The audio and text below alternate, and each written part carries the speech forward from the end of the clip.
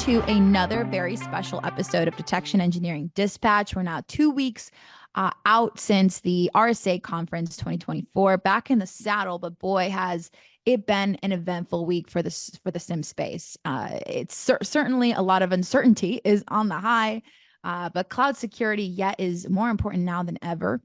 I am Alex, hosting your dispatch content consisting of all things detection engineering, hot topics, discussions, use cases, and workshops, which, yes, we are due for one very, very soon. If you enjoy our content and want to stay in the loop, right, please subscribe to our email list and join us right here on Zoom live bi-weekly, or you can catch the replays on our YouTube channel. Today, we are joined with a very special guest, Kennedy Torkura. He is the co-founder and CTO of Mitigant Cloud. Cloud emulation software, talks a lot about threat-informed defense, and is a detection engineer with a cloud-focused specialty. So Kennedy, thank you so much for joining Dispatch this week. I always like to start off with a mini icebreaker. How did you get into this industry? Tell us a little bit about that. Hi, Alex. Thank you so much for having me today. I'm pretty much excited to be here.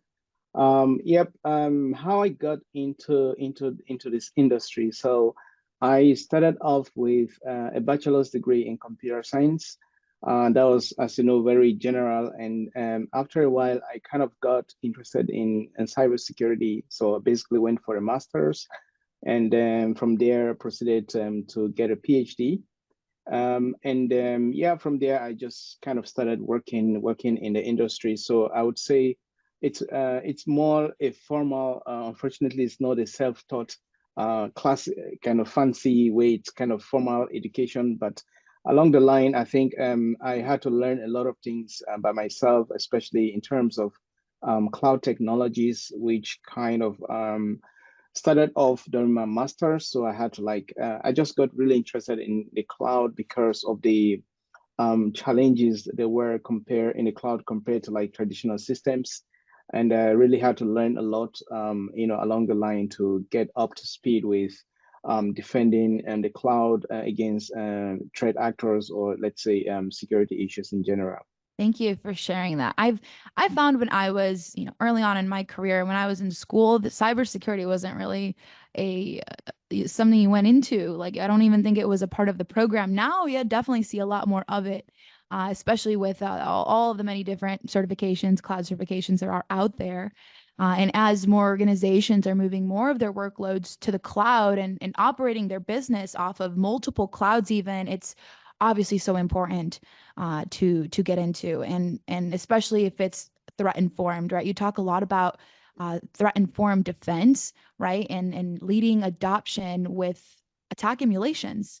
Right. Yep. I know there's tools out there like Caldera, but you have your very own, and you're the co-founder of that, which is in desperate need, right? To really test and ensure your detections are actually accurate. I mean, a lot of cloud tokens are being leaked almost in most GitHub commits. So at that point, you're just logging into the cloud. So testing different behavioral techniques is obviously more important now than ever. Absolutely. Yeah.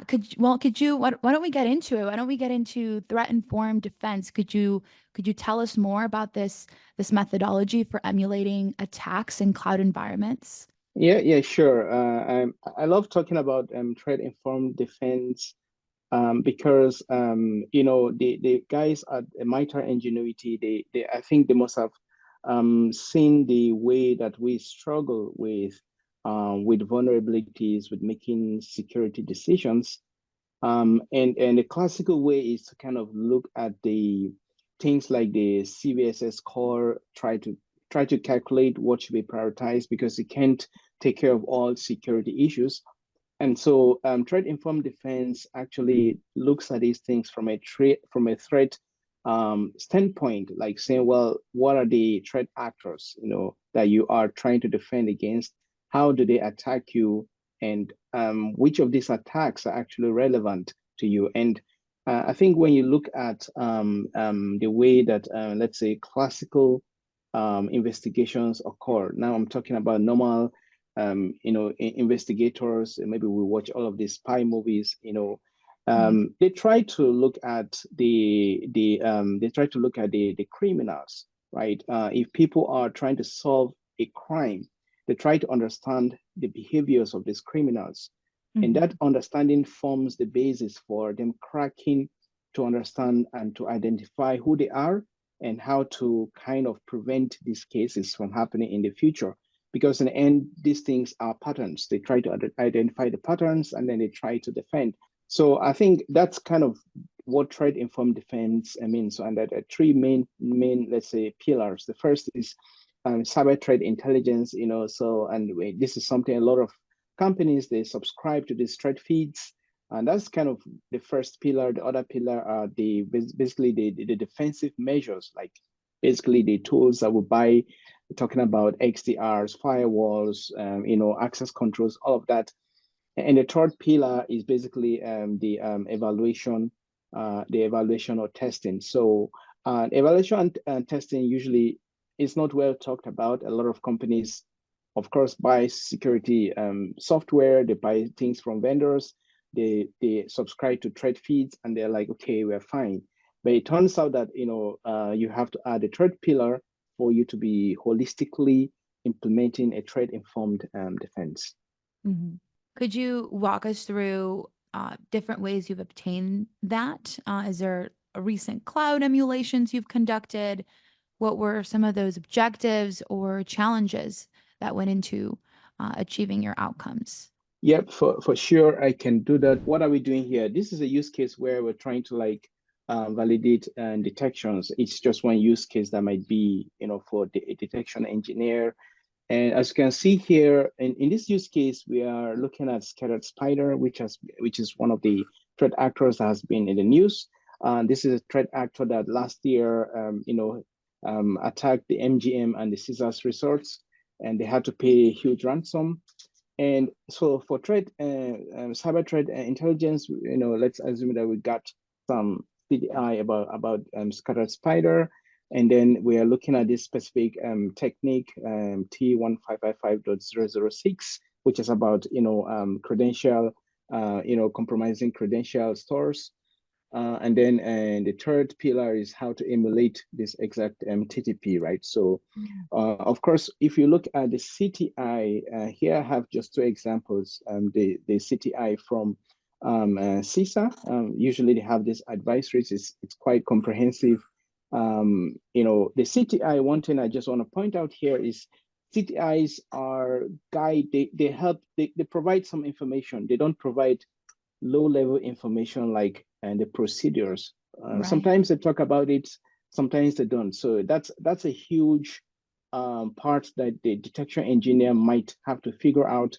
If you're lucky, your vendor will take care of that. If like the example here, most vendors, we're not looking at that. Of course, we also have on the right side the the CTI from the MITRE attack. So they have also some information about threat actors, which is kind of useful, right? And so in this case here, we are looking at this specific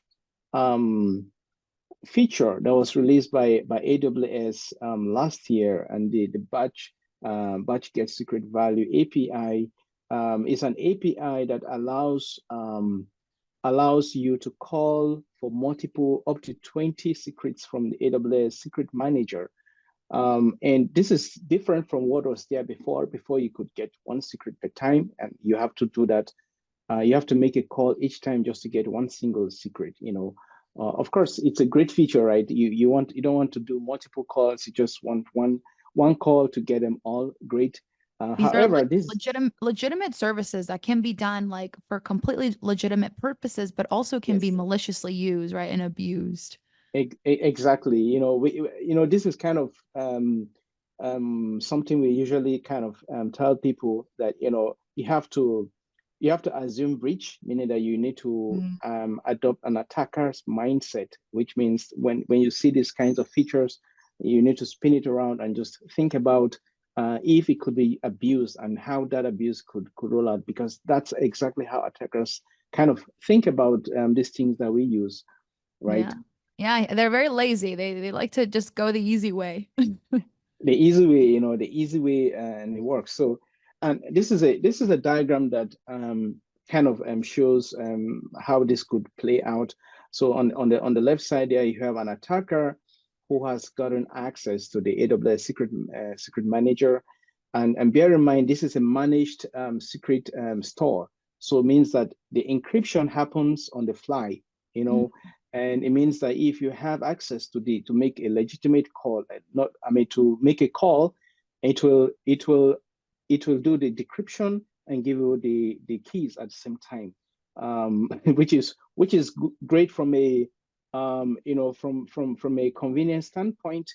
Yeah. But if an attacker gets access to the same thing, the secrets are, it's over, you know. So, and just to think about the implications here, you will see that behind the secret store, we have access to applications, which could be databases, could be document databases, all different kinds of services. And also this, you could also use it for services outside of AWS. That's the way it works. So an attacker basically can do all of that on the fly. And this is kind of where we emulated this attack, and we called both APIs. The original one, which just gets a single secret, and the one that calls basically gets multiple secrets. So on the other side, what you see from CloudTrail, which is great, it's great that CloudTrail was updated immediately, and CloudTrail, as you see here, takes record of this event, and the event name is batch get secret value, and you can see here it got about 10 secrets, and this is something we kind of saw. So not to call out any vendor, because we looked at different XDRs to see whether they were actually capturing this event, and I think most of them weren't capturing it. And basically it means that if you were a detection engineer that just depended on the detection engineer, let's say the detection rules, out of the box detection rules as they call them, you might just be, living under a false sense of security. On the other hand, if you are the detection engineer that's a little bit curious, you're like, well, let me just run an emulation to check whether everything is okay. You might just take note of this let's say blind spot, and fixing it might be, in this case, it's kind of simple, right? It's just for you to update the query.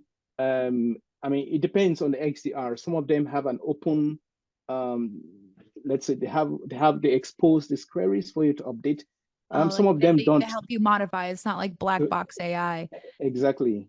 I find that most of them are black box AI, and then they don't really allow for the easily customizable detections. They just rely on the vendors to just provide them whatever detections they come with. Yeah. Which again would lead to the false sense of security, as you're mentioning, because really the accuracy comes from testing all of these different variables and ensuring that one is protected against this exact technique used by scattered spider. Yes, exactly. So that's kind of I think it's great when you are using an XDR that allows you, that just exposes the rules. Some of them expose the rules right in the interface, like the web application. Some of them even give you access to the rules on GitHub, and you can just basically import these rules, modify them, and just use them, which is great, because like in this case here, it's a very simple API event name you have to add in the query, and that already solves the problem. But if you can do it yourself, you have to like open a ticket to the vendor. If you're not lucky, it takes weeks or months for them to update the query, and that's not the best. But in this scenario, this event name, right? This would be, from a detection perspective, just an atomic detection, right?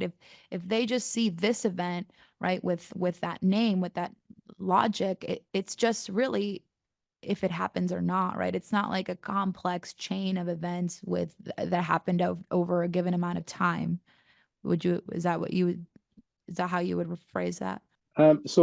Actually, now we're talking about context, right? So bear in mind that the fact that this event fired does not directly mean it's a malicious event. It could be legitimate. Exactly. So it might fire and just cause alert fatigue. And that's where I think the idea of detection engineering has kind of become more and more talked about today, because I'm not sure any vendor can serve you everything out of the box works the exact way you should. Oftentimes you have to jump in and kind of customize and say, hey, if, for example, this event happens from this IP address or from IP addresses outside of these at so time in the night, then it should fire.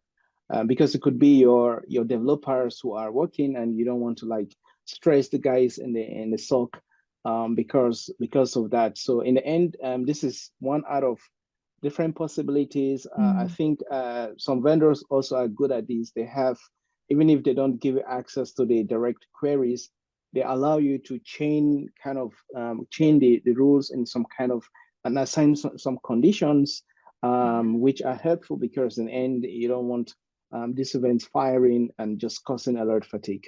Absolutely. That's something Envelogic is really, really great at doing, is identifying, tagging, normalizing, and enriching anytime these discrete events happen, but also chaining them in an interesting way.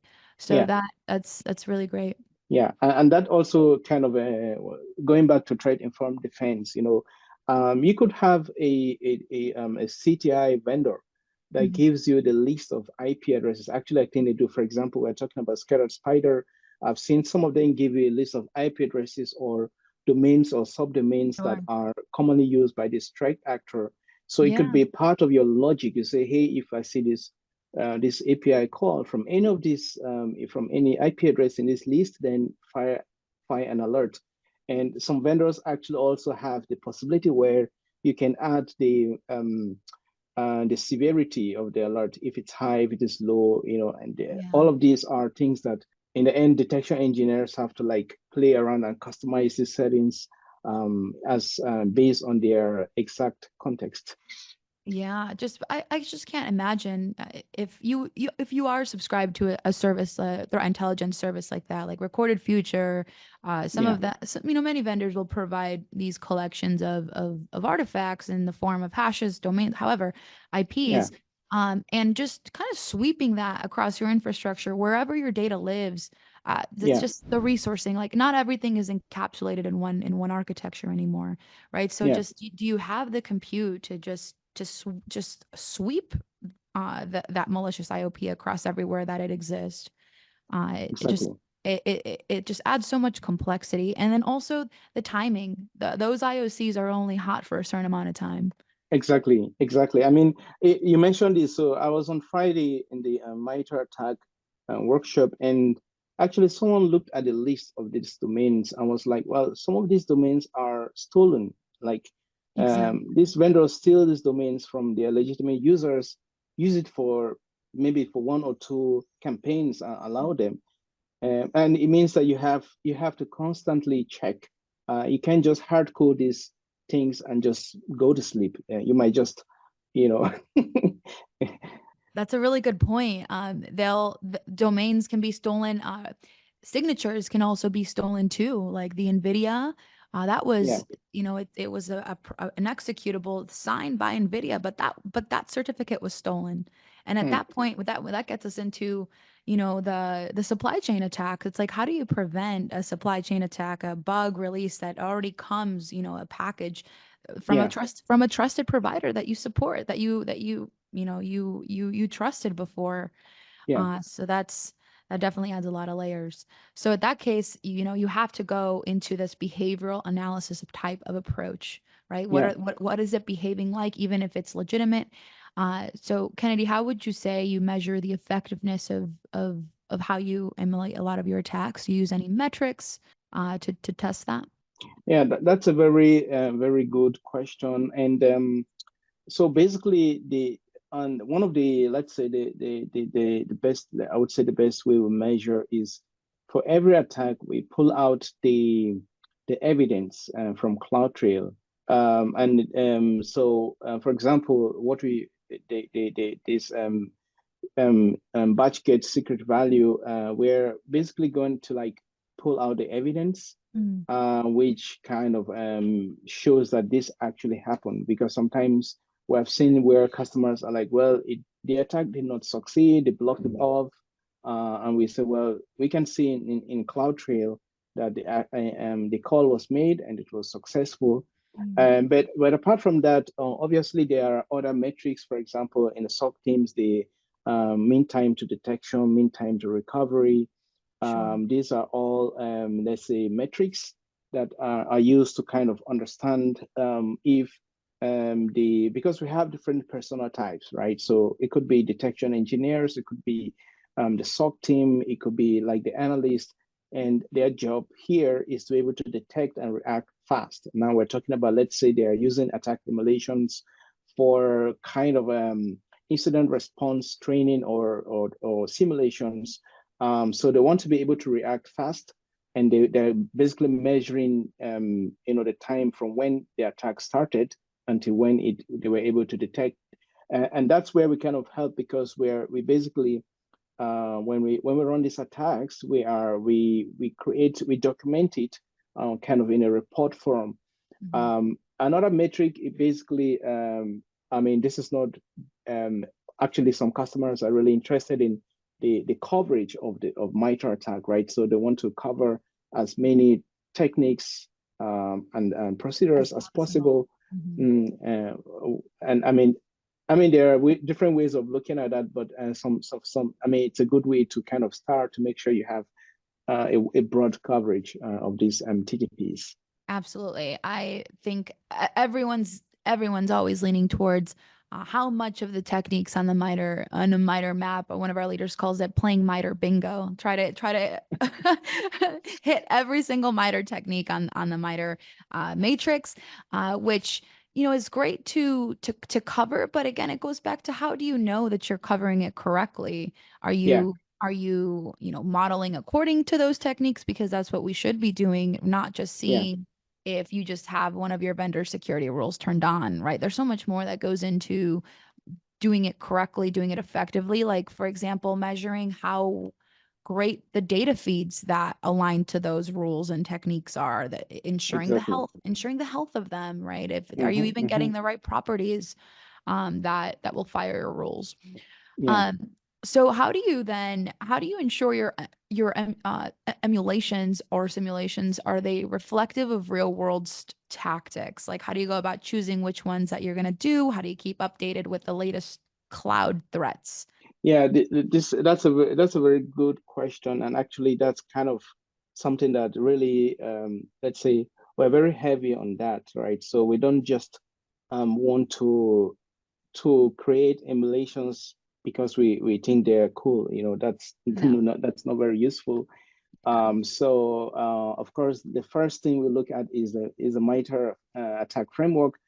We try to cover everything just because we're providing it to end users, and end users might just need one of these standard TTPs. On the other hand, also, we are open to some of our customers, because some of our customers are security vendors. They are producing XDRs. And so if they come and say, hey, we need this kind of procedure or technique, and even if it's not really on the MITRE attack framework, we actually work towards providing for them.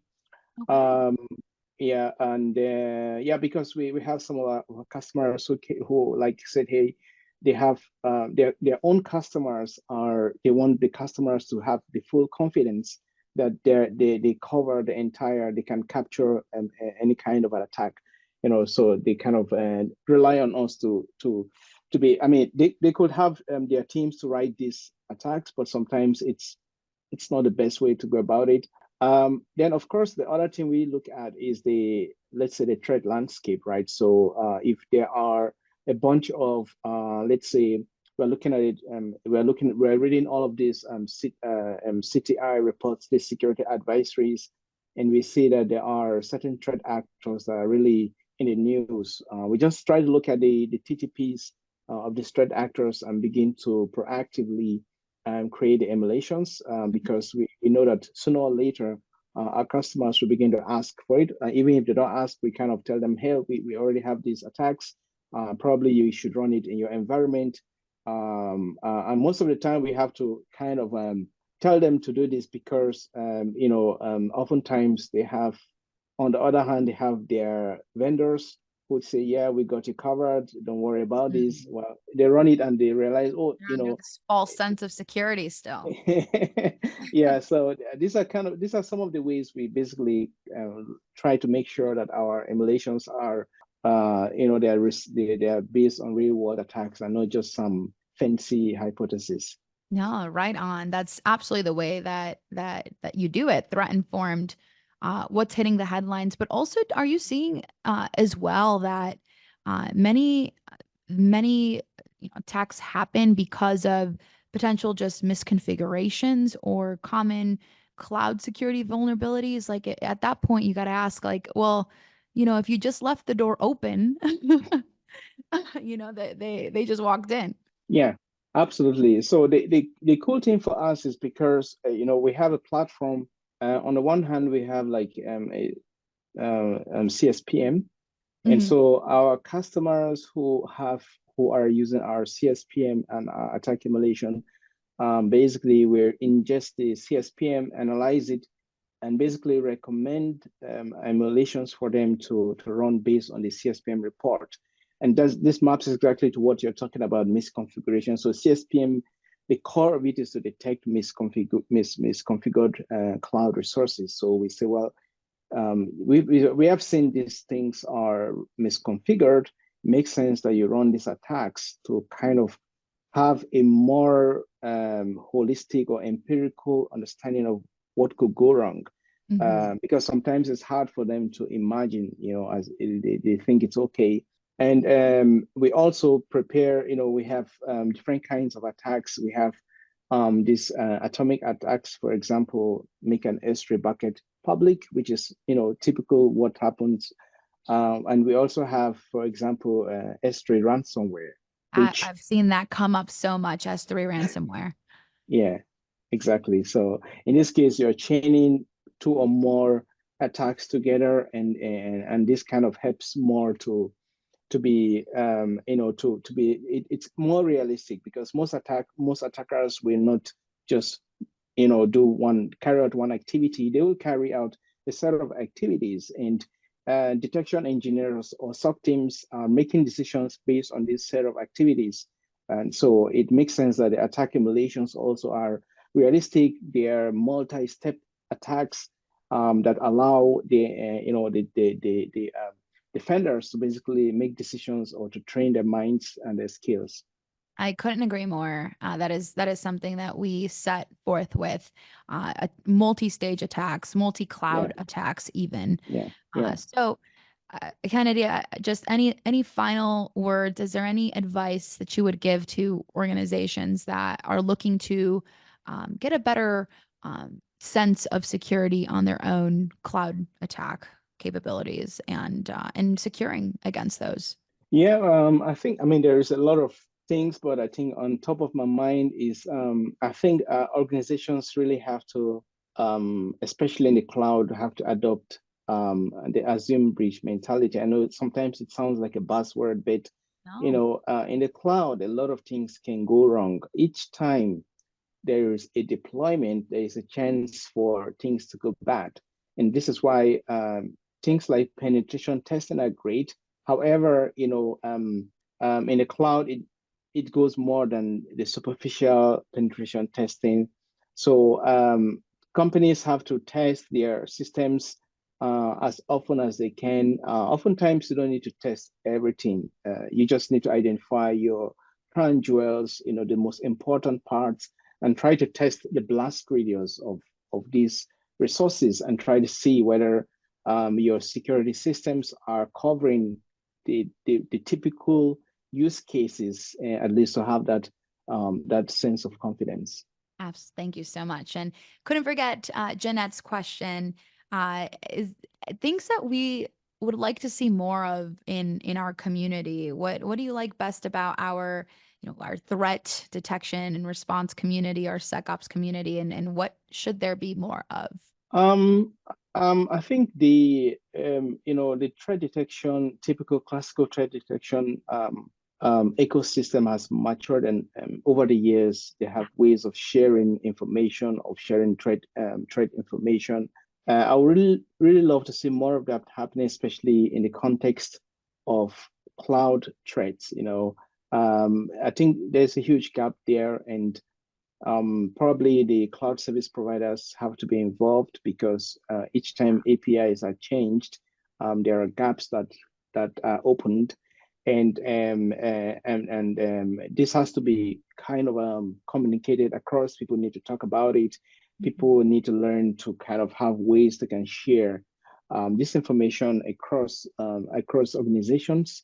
And I think that in general, the whole idea of, I think that's the major difference with like threat detection is like you're adopting a lot of software engineering practices into security engineering and threat detection. And I think we have to do more and more of that, because there's got to be a lot of let's say configuration or automation, and writing code or writing scripts to make defenses to be more agile, to be more effective.